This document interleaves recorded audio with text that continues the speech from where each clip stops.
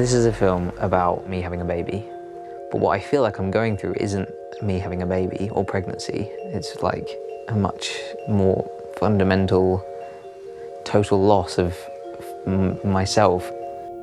So I'm Freddy McConnell, and Seahorse is a film about how I became a dad and how, as a trans man, I chose pregnancy and birth in order to do that.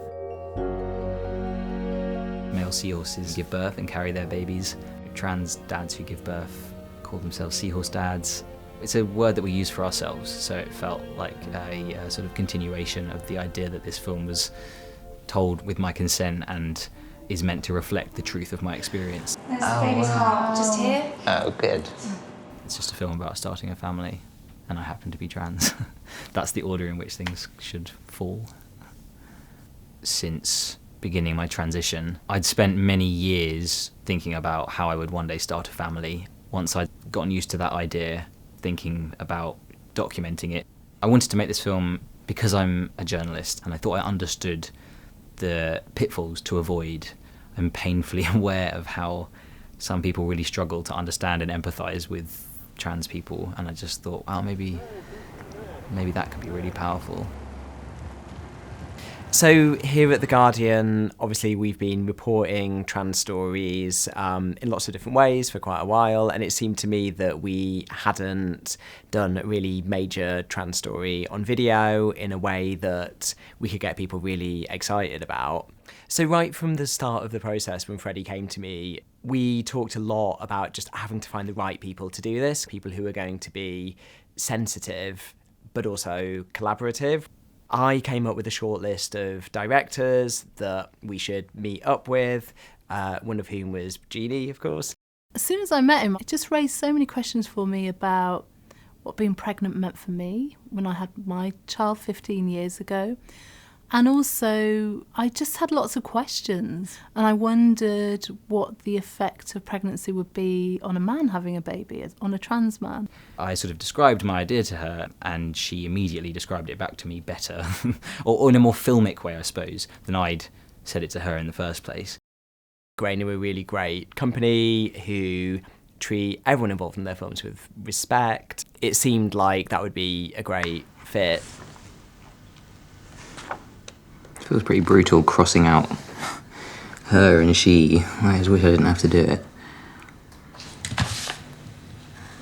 I knew from the outset that I was very different to Freddie, and I just sort of felt that I didn't need to be trans to understand Freddie's story, but I needed to understand the ways in which trans stories have been told in the past that were hurtful to the community. So you're never going to hear Freddie's dead name in the film. You're never going to see a cheesy before and after transition photos, because transition is not a magic trick.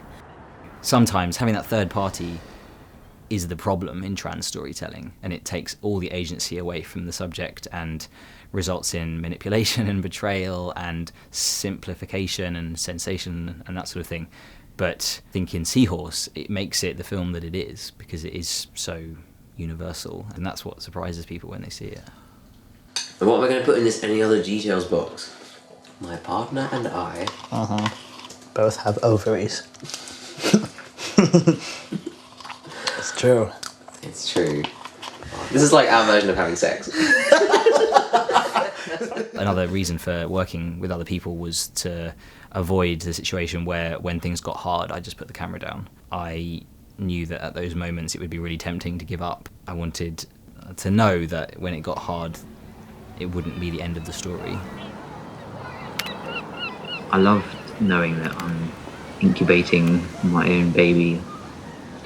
I wish I could just be a pregnant man.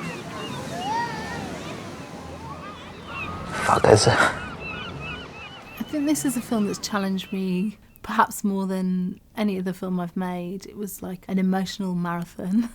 I think it was really hard for everyone. You know, there's real moments of joy in the film, but it's also extraordinarily difficult.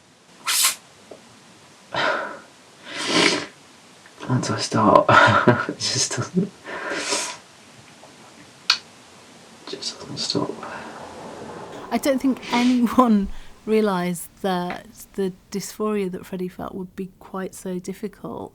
And so you put someone in a situation that's enormously personally challenging, and then you add a film, we add me, into the mix. That's really tough. And I don't think any of us realised it was going to be as hard as it was. But I'm so happy now that we persevered, because I feel like the film really evokes emotion in audiences, and that's been really powerful. I think I totally underestimated the difficulty of actually being on camera and being filmed a lot. I remember thinking to myself, well, feels really odd, but I'll get used to it. And I never got used to it. Learning from Jeanie as we went along that was okay, and making that part of the process rather than like something's wrong because it's uncomfortable. That was a hard lesson to learn. I think if all men got pregnant, then, like, my God, pregnancy would be taken so much more seriously and talked about. Fuck, this is fucking awful. If men had to go through this all the time, you'd just never hear the end of it. I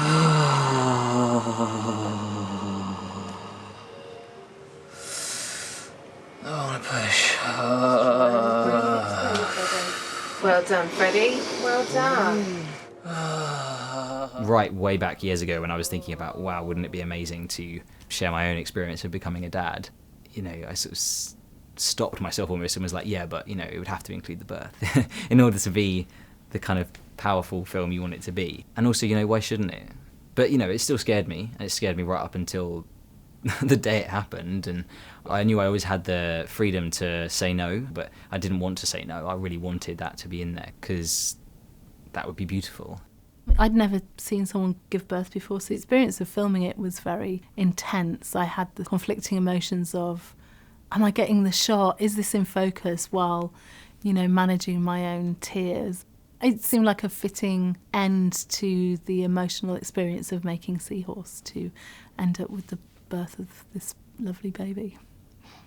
So this is the first feature documentary that we've made at The Guardian. It's been so exciting showing the film to people, and that's what you do this for. You make films for audiences, and particularly with a film like this, because it can be such an agenda-setting film and it can get people to think about parenthood in a slightly different way.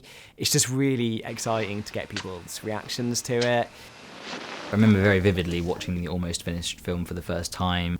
I was anxious, and despite having gone through it, just had no idea really what to expect, and thought, how could you make a film that feels whole? And then we watched it, and it did. It did. It was like magic.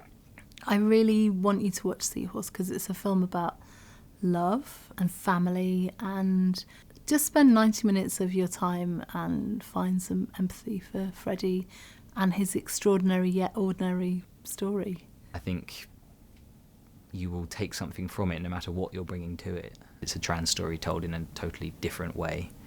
In telling the bigger story, you end up with a dad and a baby. That's just not something that's as enticing to the tabloids. I felt like if we could sort of get past that like danger zone of me being vulnerable to exploitation, the story could be told on our terms rather than it being lost in a sort of hysterical conversation about a pregnant man. I'm really glad that people are going to see this. I wanted it to have a positive impact for my community and to build empathy, and I think it's going to achieve what I wanted it to achieve, which is extraordinary.